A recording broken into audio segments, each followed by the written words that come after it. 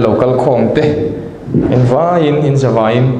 kan dalpa isu krista mingin chi bai kan bu masa le chewa tla chop thin khop maya an thu soi kara arem chang chang kalo soi kwal vele mai tur anga khan ka in ngai mai hanti lalal pan man chun a thavek boxi a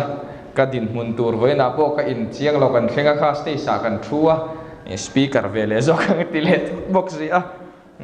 kan ding vele tong maya pima chuan ni soyang deuh khan patling tak nutling tak te kan local khom thina chumi kara chuan no pang in thu kan an soi ve thin te phei hi chuin thla ronom thin ka tia mi hring tak chuan ril ru a hreom du khop maya mai ro chu lalpan kan hriat ve a phal chin te mi hring taka a leilung ru ta min lo buat sai na min lo mu tir te om ve boxi a chung te chu soi chuan rem chang ani thin boxi a kalom thin boxi a soi chua lo chuan kan tot ve boxi ni pe ming te soyang deuh khanin ngai thatu om lo han soi ngot thi chu lok mo ve boxi a tho khat lai no pang ma la ni la kan la no pan zual lai kan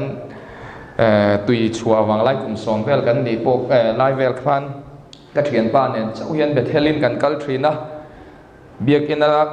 lung biak ina mi puyan thuang hian lung te kan thut tira nunga pakhat kan thu ani le in kan in sarmon chok thina khang lai ha chon soi thei viu maya tuna hi chon in ka ngai thatu nom lo in soi hi har ve khop mai thina ma ro chu angai thatu turan local ta chega kan en chewai lo phan chang ang reng thin siaril rui ha thak ha du thin mai ma ro chu lal pan tu lati an yang chu vai na po hian ka ril ruwa thu om chu oma chung te chu kan soi ve le mop don ani pathian thu hi mun khatami chop ka chiar mayanga chang han thlo chan ve hrim nei ka duwa chang lar tak ani a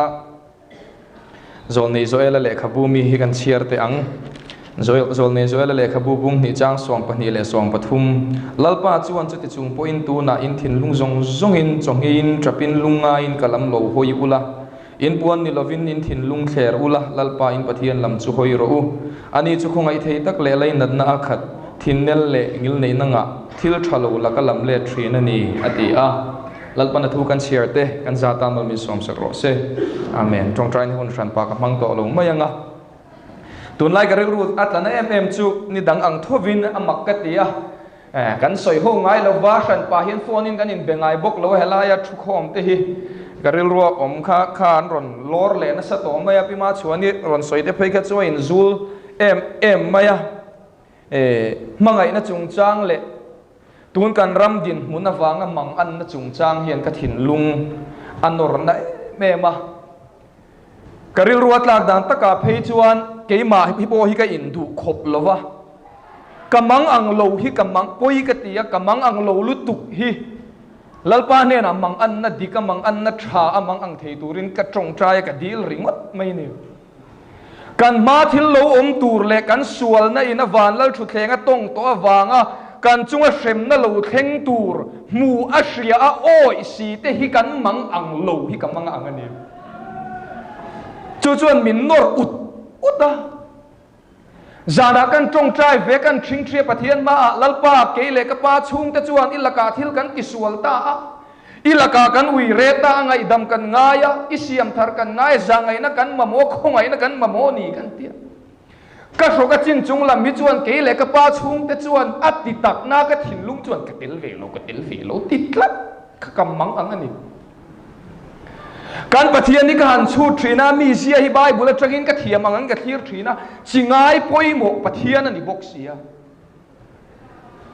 ni chinan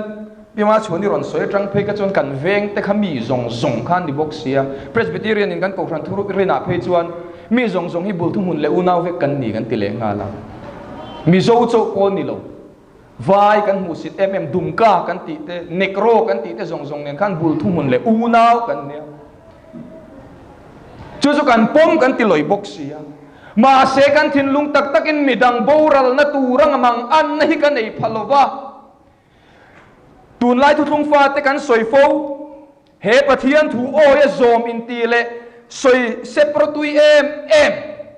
ngai thak nuam ti an soi na mun piang kal khom pe mà sẽ thìn lung ta cả chuan lâu thèn thuai sẽ là lalpa na min shem na tu rahi cây chuan ram thar nuam takin lu ila ti sa a changkang ila hausa ila tuna America ram aya ro pui khuan omila tuna min musut situ te zong hi vek sẽ là ti ringot mai hian lalpa mi in ti te hi lu khat hi kamanga angani ke chu kathin lunga lo lan dan taka phei chuan thu thung fa in ti lalpan he thu a hriat tira le oi thei tura tharau thiang limina apui te hi kan din hun dik tak zo ka chu Mosia pathian le Israel pa te inkara ding kluk din hun ding te ka kan ni hian ka hretla pathian khan Mosia ne na khan an lulu le mayamin fi areng ringot maya heti khopa an mu tura thil mak kati a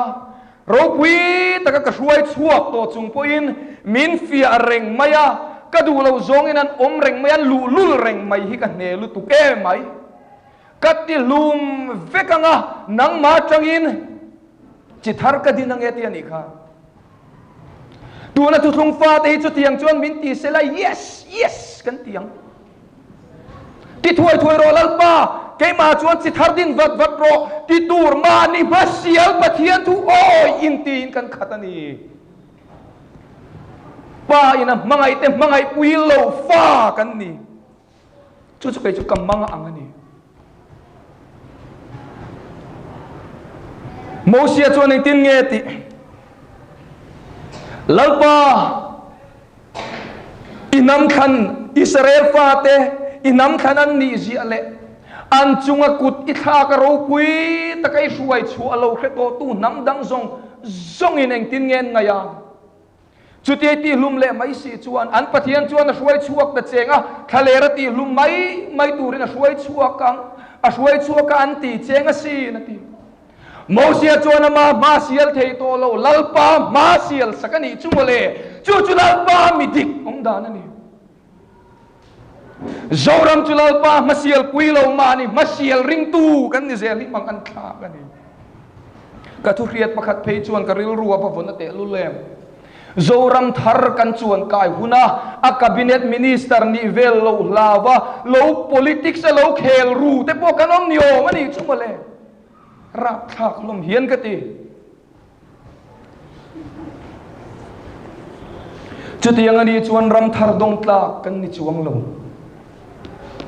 chutiang kan ni chung chuan lalpa hian min pe lovang pek tla kan ni lo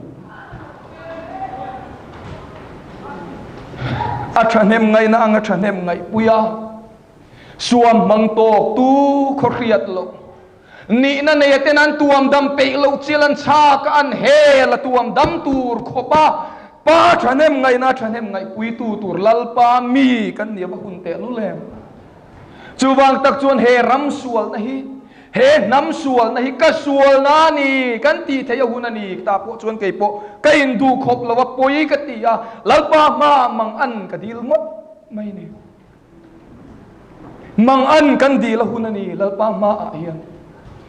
kan ram sual na hi midang sual na ni lovin keima le ka pa chung te sual na ni ka ti tak thei chuan lalpa ngeng ka chunang chu tiang thin lung ka put phot chuan lalpan keima kal tlangin thil ro pui herama hian a thlenang ma se chumi ma chuan thlen na tlak kan ni si lavani kadungin ka soi war thiam lo thanem ka ban nga em mang ana hunani ninevi khuwa khachu zonan thanem ngai lo zeta ni thum ke akal khopuya tlan chuak zaka mun khata po khan an hriat man po ka ring lo tlan chunga hril khania chuti chung chuan an hriat te khan soi khom ani ka ring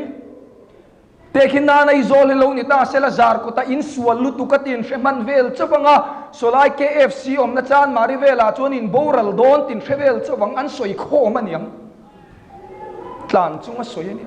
chuti chung chuan mang an na dikin an mang anga ichina kan sir chuata kang khan an puan ni satlia lobinan thin lungan khera lalpa ma ngai dam dilin an kunan mangang tak ani cái ni chuan kan ria angai nom kan ti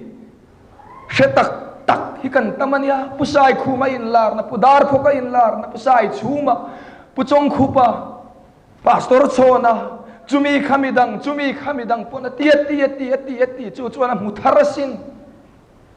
ma se nun tak takin chulo thleng tura chuan mang an namin thlen zolo Presbyterian Kokran Thurin number paruk na higaril rualo lang vang mai kharau thiang limpa le fa bata lo chuak chuan mi hring ka chun sual zia le chung pik zia riat chian tira Krista riat na kongan ril ru at tivara andu than na ti tharin Iswa Krista chun lalpa le chandam tua pong tu rang nin pong thei tu rin apuya an mani a fel na ra tin reng a thok chuak thin an van khai khom moi tak em kharau thiang lim nei tu tak chuan chu kharau thiang lim pui na wang chuan a sual zia le chung pik zia a in hre chianga chu chuan beidon na le man in ti hlum du na lama hruai lovin dam na ong na lam Krista nen hruai thleng thin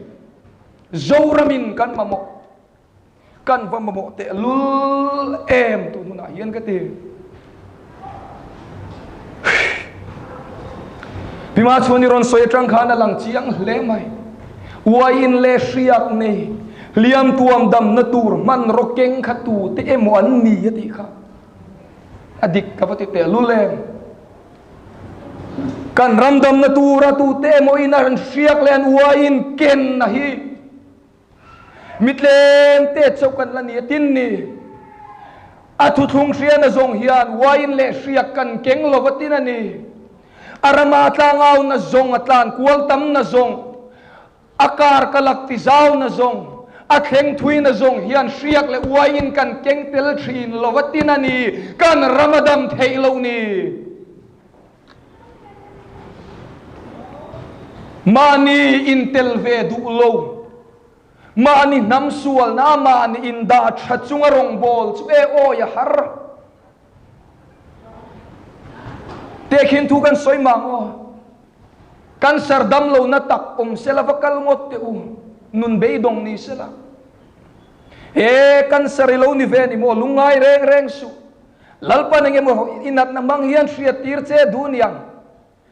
lalpa ro rel na lo vineng ma thengai lo batit ve lu aringot te kan sarivei ve lawani khan ting che kan sarnam na vei beidong ne na thamuan na thu soi tur chuan kan sarvei ve bok lalpa na thamuan to athaber heram sual na chandam na lalpa ai otlan tur po hian asual na tel ve lawa in ngai tan chandam harang aram sual na hi ka sual na ni keile ka pa chung te sual na ni tiama ni in tel ve ten lalpa wangin an phur chuakang thim thuan hi kan soi thin chuan in la fihli takin kan tel ve lo na tura kan ngaya tu na kan soyang kha mani in da tha chungin warning kan tlangau puya mani in da tha chungin mi kan soi thaya ti pu ti teng chuwang tak chuan mani apo ka soi to in ka ria kan tho pui pa pakhat chuan thuthlung fa in ti hoin ril ru chia min ti pha midang zong hi thi ila nang ni lim takin ram nuam dewa ula in duain ril ru chia min ti adik hi ka fatite alul em chuti yang mi khring chukan tam tak mawang hian lalpa tan po hian amang an thak in a buai thak ka ring ve thin biming te soi thin angin he ram hilal pan ai o a nakinala ding chua ka he khovel pum puya ai o ading tura siam chua din chua adu sia minan entry na kasoi le pekang pol ramatrangin lalpan angay na onglo ti amunin kriya pol rama chuan doctrinin mindai dang ka setanan remchanga mga divide and rule policy tender la obet rotia setana be man kanom lo mani in be tok vel Christian kan nia chumi tang chuan lalpan mi tlem te te pol tina tang in akarau thiang lim na tho tak tak mufia thiam an thin lunga thu soi the te ngai kha thiam ate an lo chuaka chung ho po chu tu na hian tender la op bet roti thowin setanan min bum non le me ka thin angai te elani zel kan pathian hian mo ka mu vedan le khriat thiam vedana chuan mi zong chan damo ma le thuta khria du tlata wangin keina a om lo em to mange kati awang hian huna khar pha lo ni hian ka khevet la ma selal pa million in titam takten anei tu pa hun chunga thunei tu pa pathian in huna khar ma in kan lo khara WhatsApp group aten ka trong ve ngai lo ge chu ka in nial pe lo in nial na tha ka lu ka pe ngai lo ma se ka lo mu ve fo tun thu thlungang chi buai pui group a hian a lo bera group som ni vela chon min da ve ka ring min da don a piang hian I thu le la kan lo ngai chang don ni chun ron ti ve zia et tu turten ma se voi khat ma ka la post mi a lo na group hi tam zo kan acha nenge ka ti chuan in nial na tha ka lut pe lo in lo mu ve vek thri nang inom ve vek lo mang chung group a chuan ka ring chuta kan mu ber mai chumo tu na thu ka thin lunga lo titla na em tu mani in mutel silo mangang ei silo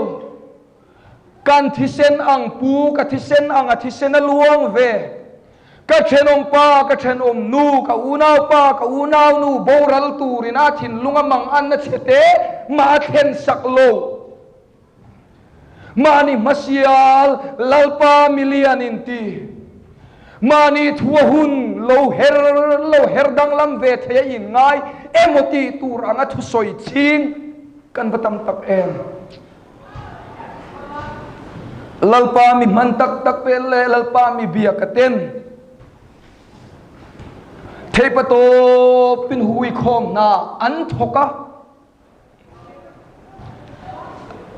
lalpa khongai na re chandam na chuan tam theyang bernor lu ram antuma an korong hin hak in ang lo zong po siam rem sakin huang khatakai lu tumin thei to an chua chuti lai chuan theipato palo sidar tu kan pathian thui nang tin nge te min seng khom pui lo chuan ati darani ati ta deu le ngala nia atak takalo sidar tu seng khom pui tu ra pui chu soi lo ati dar tu tak takalo tranglo mai satlia po ni lo leilung ru ta tanga thil lo theng po an manina an thu soi to a phak lo ai chuan tia dot tlem te po bela leilung ru ta thil lo theng po soi hlulang vak ching pathian mi inti si kan tam lu tu ki ke chu kam manga ngani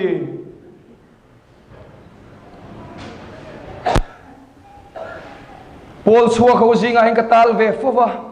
min som ve fowa kan thu pom zong le ngai tu zong te lo inang boka chuda po chon ka soi tol mai thin pathian ina man big ni chak lutuk na wanga kan thu lo soi to si le kan lo puan to si te atakaron kheng dik le mai si lo te dik tir tuma do tlem bel she lo na hian min tlan san ma lo chuan kan thu himin an oi lo wang ka ti thin dot bel lo wang u lalpa mi te chuan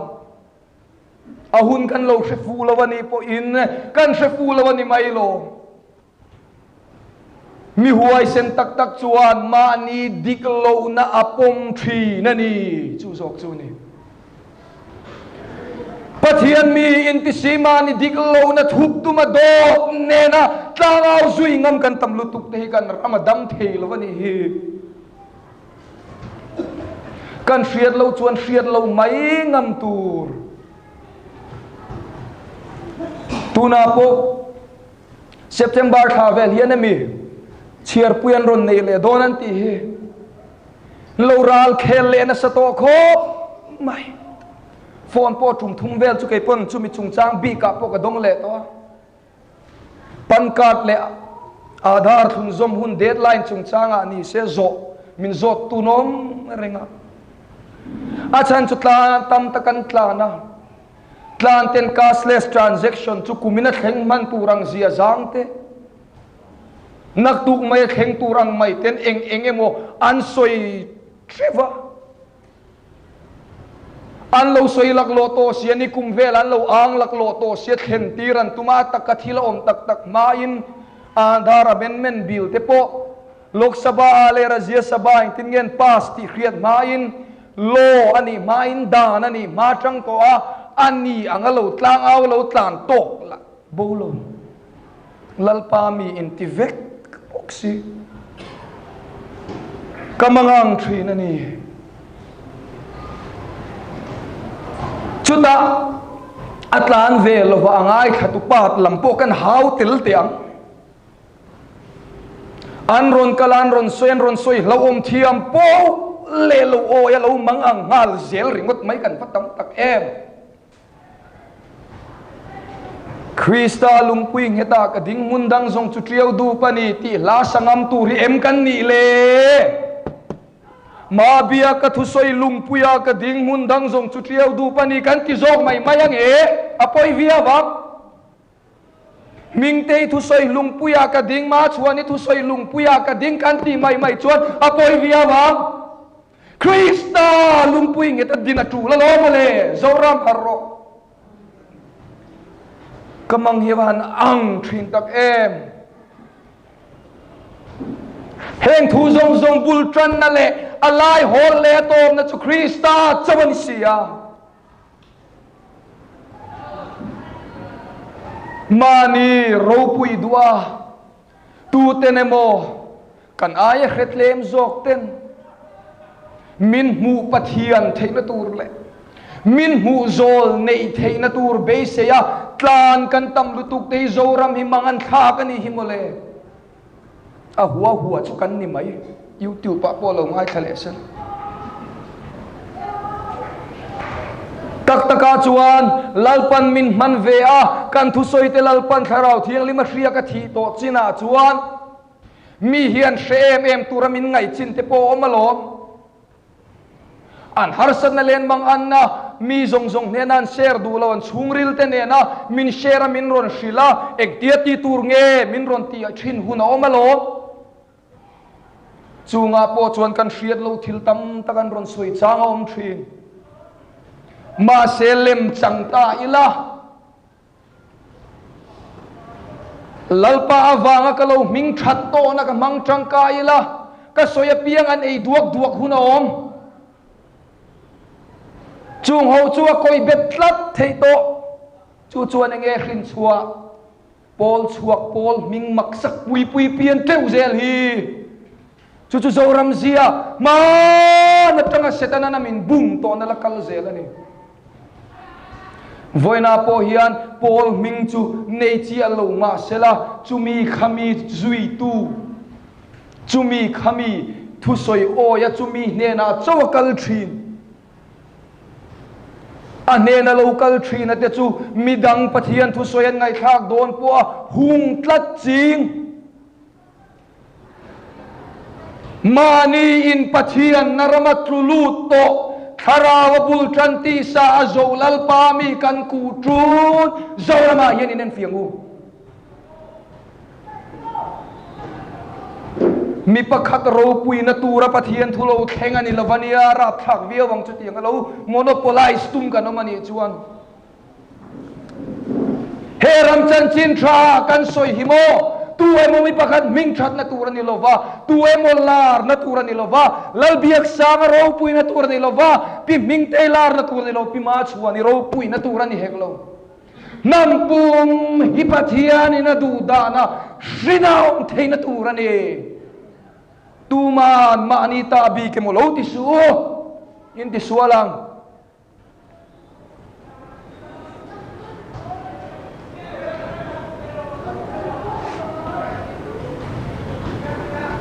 adik tak chuan mun takin mani thawin zot chin ma teu zoram thar kan be sei na chan hi lei lungan du anuam taka du tha la kan chak wang ani deu vek zunia mole lalpa ram lo theng sela thin lung taka du na wang ani lo fiam thuan soi thinang devin zoram thar lo khen huna chuan helaya mi ho sapa in hi ka hau ke chu helaya mi hi ka in tur ti mai mai to thu thung fa kan tam lu tu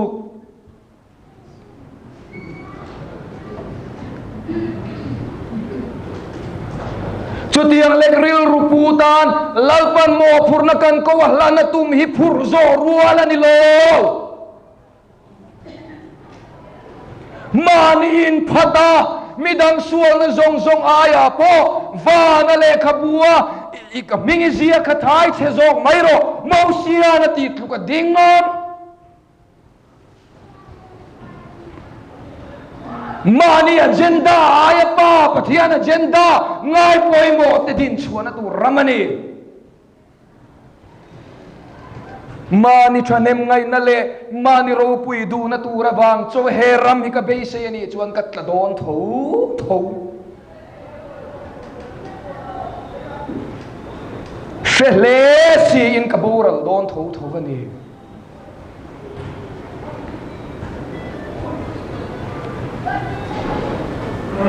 kanan ram en thatu som pani te zinga somang chau kanan ram chu mu ve agre po eve ram thadzia po takawa mu ve ma se thale ratlum ta ang lek khakan tam via wang ti lom takani chuwang chuan voina ka cha du le ka som du na cheu chulal pa mi te hi ni voina ke ni local khom ta hian he ram sual na hi ka sual na ania keile ka pa chung te sual na ania chuwang chuan lal pa i ma yan chuan tur kan ei lova i khongai na chau kan be se ni tin kan thin lung kherin lal pa ma mang ani trong trai thinang u heram sual nei ka sual na ni iti phalang u kan sok chin chunglam ni lovin kan thin lungin mangin zan tinin lalpa ne na ngai dam dilini trong trai tong miang mudona thurchunga trong trai satli lovin kan theni phei chuan lalpa ma kan tlom na en tirna na bok khupin kan thin lung kherin he ram ayo hian kan sual na wang hian mangangin lalpa ma ngai dam idilang miang midang sual na wang ngai dam dil saka in ngai ni lovin kasual na nge yan in pom chung ni tumang umiang chu thin lung chuk in nei thei ngal big lo mai thei ke pon nei har ka ti lal pa ka dil me ka ni chu kan nei thei ngal lawani po in lal pa kasual na ni zia min hria ti ro ti dil chung in ngai dam dilang umiang imang ang umiang mang an na dikini mang ang umiang zonang maya chevela tui pui phonin achuan na long akhupil don to achuan pui te zong zong mang angin mani pathian ne na theu trong traya om ziom to lo nuwa khang lain re lom lo tui pui atang an thil phur te kha a lungoi ngoi ni ma sen mi hring nun na ya luom lo wangin an long pilai chuan ti an the thak mol lain long pin dan chunga boral na tur longa khamuang tak siam muthu ring tu ni lek suang wo mangana hune kan pathian ko hune keini tal hian he nam le lalpa in kara hian mosia trukin ai oi ni dingang miang ani lo chuan lalpa tui pui ra la trangin he nam hi i chan dama an pathian thil ti thei zia chuti amak ti in voitam tak ilo chan chuak to thina nima selai ti chimi le vek mai si chuan ithil ti maklo mu to thin te khan heng nam ho hi an pathian chuan akal santa a hetia relo te nuwa chimit le mai tur hian an pathian chuan khal khom ani han ti lau dange ti in lalpa ma hian he na mayo hian nang le ke hi kan ding don lom ni mani in da thachung ni lovin kan zong zong tel ve chungin mangang in lalpa ya wang u thil pakhat te che kan zep le lokanga hei voina hian pathian wangin mi hei zong mai kan local khoma kan thanem reu khop maya in chiar chak na deu thin lung te polo mai thei ni e in chiar khalal pan remati lo ni in ka hria davida khan lo thanem ta a lian lo in ti ta in chiar tir ngot mai pe kalal pa lom hau lo kha pumpel thei mia lo hil thalo lir pathum khan atul phani kha chowa chuan lalpa mi than local khom te in chiar tulin ka khelove lalpan min bel zelam cholni masa khan helai ka thian te pani ka ron shuai te wang hian lalpa mi man te ina ka thleng hlol maya ka balom te lu lem thalai kan tlem viau thin ni in ka hria ma se chu mun ka vakal chuan bal ma thing thingai lo lalpan thalai mi zo zinga he nam mangai tu tak tak he ram din chua du lalpa ngai chang alo nei theu mai ti ka pamua ka valom tak em voina hian chung mi te po chu kan za hian mani po chuan ka hril kathiamang to kin ka hril anni te ke ni te hian he ram sual na hi kan ta ani ti in kan kova ipurang u kay masual na ni ti in tu na mek pi alama hian ma na ta to kan lo dai buak to zong zong le kan pathian kan lo wi re san to na zong zong a hian kay hikani ti in lalpa ma lalpa ifa ni na min pe a ithil tum shepia turi tharau thiang limin mitam zo kinan hriat lo min hriat dira i khongai na huang chunga min luan lu tir ta sa abrahaman sodom le gomora ti chia dona lalpa ma atong angin lalpa chuka bepop ta sa he nam hilalpa keima awang ani awangin iti bora lai chuan ke himin ti boral roti ti tin lalpa yawang miang he thu khretu piang te hian ram thar hilalpa min pedon ani poin tunang din hunani hi chuan ke chuan kangam love ka chi le kuang ka thisen zom pui i mangai fa heti zo zai te boral chunga ram thar luai chuan ke himin la an ni ram thar luati roti tia tin lalpa yawang mia ti chuan ram hi ngi ngang kan thin lung tak tak kan no chuan ram hi ngi ngang ram thar kan luana tur sit tlan san ngama oi lo te kan ai on da lu kan phal phop chuan lalpan na min tho sak nge ya mani in phatin cross nun dik takani chu cross hu soi lo ti su chuai cross hu chuam lo mani nun zong in phatin midam tena pathian fa an ya chatuan nun nan nei theina tura kan thak lel zong tlan san ngam nan nuna lalpa mi te u ding thar leang u so ma cheu lalpa na thu kan za ta non min som sakro se amen